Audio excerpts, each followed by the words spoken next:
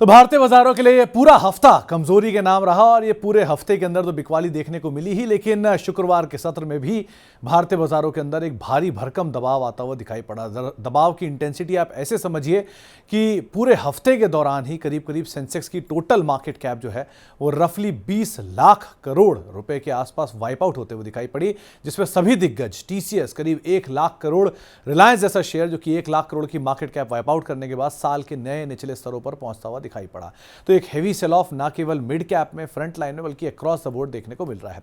आज के बाजार का हाल आपकी स्क्रीन पर है, जहां पर निफ्टी में करीब करीब 1.5% के आसपास की बिकवाली देखने को मिली। सेंसेक्स करीब करीब 1.5% के आसपास की बिकवाली में रहा। निफ्टी बैंक में करीब 1.5% की बिकवाली देखने को मिली। मिड कैप इंडेक्स जो कि 3% के आसपास के ड्रॉप में रहा और स्मॉल कैप इंडेक्स भी करीब करीब 2% के ड्रॉप में आज कामकाज करता हुआ दिखाई पड़ा। बिकवाली की इंटेंसिटी ऐसी थी कि हर एक शेयर बढ़ने वाले के सामने 7 शेयर गिरने वाले थे, यानी कि 300 शेयर एडवांसेस में और करीब करीब 2100 शेयर डिक्लाइंस में आपको आज के सत्र में दिखाई पड़ेंगे। आज निफ्टी के कुछ बढ़ने वाले शेयरों में ये आपके सामने है, जिसमें डॉक्टर रेड्डी लगातार चौथा दिन, ये पूरा हफ्ता इसके लिए बढ़िया रहा, 1.5% की तेजी रही। जेएसडब्ल्यू स्टील 0.5% ऊपर रहा। आईसीआईसीआई बैंक करीब 0.5% ऊपर रहा। नेस्ले जो कि 1/4% के आसपास की बढ़त के साथ बंद होता हुआ दिखाई पड़ा। निफ्टी के कुछ गिरने वाले शेयरों की अगर बात की जाए तो आज सबसे ज्यादा प्रेशर था टेक महिंद्रा में, 4% नीचे।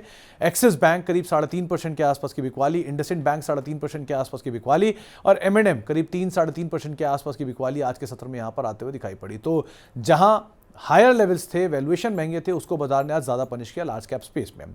बैंक ऑफ महाराष्ट्र 3-3.5% की तेजी रही। मिड कैप स्पेस में भारत डायनामिक्स 3% ऊपर रहा। भारतीय हेक्सा करीब करीब 0.5% ऊपर रहा और अपोलो टायर में भी करीब करीब 0.5% के आसपास की बढ़त देखने को मिली। मिड कैप के कुछ सिलेक्टिव चढ़ने वाले शेयरों में इनका नाम था। मिड कैप के कुछ गिरने वाले शेयरों की अगर बात की जाए तो आज सबसे ज्यादा प्रेशर था टोरेंट पावर में, 10% की जोरदार बिकवाली। माझगांव डॉक 6.5% की बिकवाली यहां रही। सुंदरम फाइनेंस करीब करीब 6% के आसपास की बिकवाली यहां देखने को मिली और फर्टिलाइजर एंड केमिकल ट्रेवनकोर 6% की बिकवाली यहां पर भी आते हुए दिखाई पड़ी। इसी तरह का कुछ स्मॉल कैप में भी एक्शन था। एजिस लॉजिस्टिक्स करीब 11% के आसपास की तेजी यहां रही। रेमंड 3-3.5% चला। डेटा पैटर्न 2.5% चला और गो डिजिट कल की बिकवाली के बाद आज करीब 2% के आसपास की खरीदारी यहां पर देखने को मिली। आज प्रेशर कहां था? प्रेशर था आरबीएल बैंक में, करीब 7% की जोरदार बिकवाली, एक डाउनग्रेड और डाउनग्रेड का इंपैक्ट। अतुल लिमिटेड में 5.5% की बिकवाली यहां देखने को मिली। एंजल वन 5.5% की बिकवाली यहां देखने को मिली और राइट्स करीब करीब 5% की बिकवाली के साथ ये स्टॉक भी कामकाज करता हुआ दिखाई पड़ा।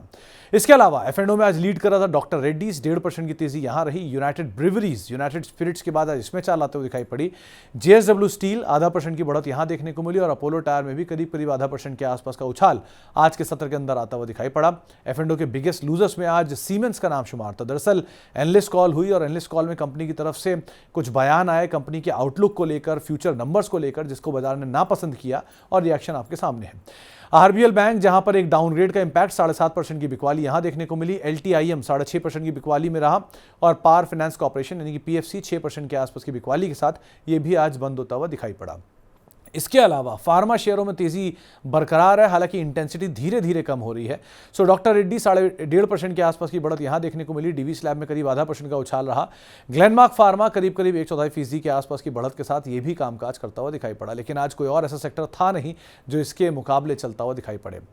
आज साल के ऊपरी स्तरों पर पहुंचे न्यूजेन सॉफ्ट, करीब 3.5% की बढ़त के साथ साल का नया स्तर बनाया। अनंतराज में आज मोतीलाल ओसवाल सिक्योरिटीज की तरफ से एक रिपोर्ट आई थी और टारगेट्स अपग्रेड थे, उसका एक इंपैक्ट था। 1.5% की तेजी के साथ ये स्टॉक साल के नए ऊपरी स्तरों पर पहुंचा।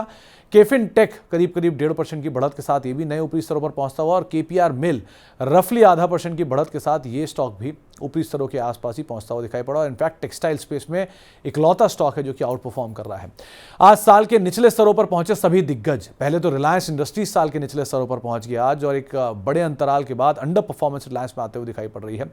इंडसइंड बैंक लगातार साल का नया निचला स्तर, 3.5% की बिकवाली यहां पर रही। हैप्पीएस्ट माइंड करीब करीब 3.5% की बिकवाली के साथ ये भी नए निचले स्तरों पर पहुंचा। आरती इंडस्ट्रीज 3% की बिकवाली के साथ साल के नए निचले स्तरों पर पहुंचता हुआ और एवेन्यू सुपरमार्ट लगातार अंडर परफॉर्मेंस और 2.5% की बिकवाली के साथ साल के नए निचले स्तरों पर यह भी आज के सत्र में पहुंचता हुआ दिखाई पड़ा। इसके अलावा आज एक नई लिस्टिंग हुई जिसमें आईजीआई के शेयर के अंदर थोड़ा सा दबाव देखने को मिला। हालांकि आईजीआई की जो लिस्टिंग थी वो लिस्टिंग तो पॉजिटिव साइड पर हुई 22% प्रीमियम पे, लेकिन हायर लेवल से बिकवाली के साथ ये बंद होता हुआ दिखाई पड़ा। ये बाकी जो 3 नाम हैं केपीआई ग्रीन, धनलक्ष्मी बैंक, सेजिलिटी, इनमें खबरों का असर आता हुआ दिखाई पड़ा। मिसाल के तौर पर केपी ग्रीन के अंदर आज एक ऑर्डर आया था राजस्थान सरकार से और उस ऑर्डर का इम्पैक्ट केपीआई ग्रीन में देखने को मिला। धनलक्ष्मी बैंक में कंपनी के राइट्स इशू को अप्रूवल मिला और राइट्स इशू के बाद शेयर 4% चलता हुआ दिखाई पड़ा। और सेजिलिटी, जहां पर एक रिपोर्ट आई जेफरीज की तरफ से और इस रिपोर्ट में 56 रुपए के आसपास टारगेट आया, उस टारगेट के बाद 4% के उछाल के साथ सेजिलिटी आज के सत्र के अंदर बंद होता हुआ दिखाई पड़ा। तो वहां पर खबरों का इंपैक्ट इन सभी शेयरों के अंदर देखने को मिला और उस खबर के दम पर भी उछाल था। सीमेंस खबरों के दम पर एक और ऐसा नाम जो कि 10% की बिकवाली के साथ आज के सत्र के अंदर बंद होता हुआ दिखाई पड़ा। तो मेजर प्रेशर सीमेंस में था और वो भी एनालिस्ट कॉल का इंपैक्ट आप कह लीजिए, जिसके दम पर ना केवल सीमेंस बल्कि एबीबी ऐसे शेयर जो थे वो भी प्रेशर के साथ कामकाज करते हुए दिखाई पड़ रहे थे। तो ये रहा ओवरऑल बाजार का हाल आज के सत्र में। अब अगले हफ्ते के लिए या आने वाले सत्र के लिए आपकी रणनीति क्या हो? बाजार में आशीष बहेती साहब मानते हैं कि अगर कोई भी तेजी आती है तो उसका इस्तेमाल आप बेचने के लिए करेंगे। 23,750, 23,800 के करीब आप कहीं बिकवाली करके चलेंगे और अगर कहीं आप वहां पर बिकवाली करते हैं तो आपका स्टॉप लॉस बनेगा 24,000 और तब आपका टारगेट रहेगा 23,500। तो पहले बिकवाली आप यहां ना करें, कोई भी तेजी मिले 23,750, 23,800 के करीब वहां बिकवाली करें। स्टॉप लॉस उस समय पर 24,000 रखें और उस समय पर आपका टारगेट रहेगा 23,500। ये तो निफ्टी की रणनीति है। अब निफ्टी बैंक की रणनीति भी आपको इसी तरह की दिखाई पड़ेगी। निफ्टी बैंक में भी बिकवाली की ही राय है। 51,000 के इर्द गिर्द जितना करीब आप उसके बिकवाली कर पाए आपके लिए उतना अच्छा है। उस समय पर आपका स्टॉप लॉस रहेगा 51,200 और उस समय पर आपका टारगेट रहेगा 50,500। यानी कि उस समय पर आपका रिस्क रहेगा 200 अंकों का और रिवॉर्ड रहेगा करीब करीब 500 अंकों का। तो उस रिस्क रिवॉर्ड के साथ आप निफ्टी बैंक के अंदर भी बिकवाली करके चल सकते हैं। लेकिन दोनों ही इंडिसेस में रणनीति साफ है कि कोई भी तेजी मिलती है उस तेजी का इस्तेमाल करेंगे बिकवाली के लिए। ये तो हो गई बाजार की बात। अब ट्रिगर 21 दिसंबर जीएसटी काउंसिल की एक 55वीं बैठक है और इसके अंदर बहुत सारे फैसले होने हैं। पहले तो इंश्योरेंस को लेकर यहाँ पे कुछ फैसले होते हुए दिखाई पड़ सकते हैं, क्रूड प्रोडक्ट्स के ऊपर कुछ फैसले हो सकते हैं, एविएशन इंडस्ट्री को लेकर कुछ फैसले हो सकते हैं। सो ये तमाम इंडस्ट्रीज या तमाम खबरें का जो असर है वो आपको सोमवार को आता हुआ दिखाई पड़ेगा। तो शनिवार को होने वाली इस बैठक के ऊपर आपको खास तौर से नजर बनाकर रखनी है। इसके अलावा अगला हफ्ता ट्रंकेटेड वीक होगा, लेकिन आईपीओ की भरमार बरकरार है। अभी भी 8 आईपीओ ऐसे हैं जिनके या तो तीसरा दिन होगा या जिनका दूसरा दिन होगा। करारो इंडिया 668 रुपए से लेकर 704 रुपए से आईपीओ का प्राइस बैंड है। 1250 करोड़ रुपए के आसपास कंपनी जुटा रही है। सब्सक्रिप्शन का नंबर थोड़ा सही आया है, करीब करीब 10% के आसपास सब्सक्राइब हुआ है 4:30 बजे तक। सेनोरस फार्मा ये भी खुला है नया आईपीओ, 372 से लेकर 391 रुपए के बीच में प्राइस बैंड है। साइज 582 करोड़ रुपए का है।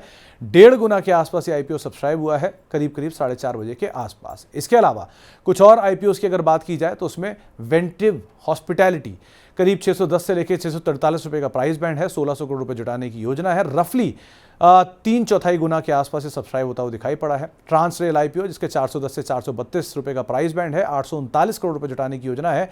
कुल 5 गुना से ज्यादा 4:30 बजे तक ये भी सब्सक्राइब होता हुआ दिखाई पड़ा है।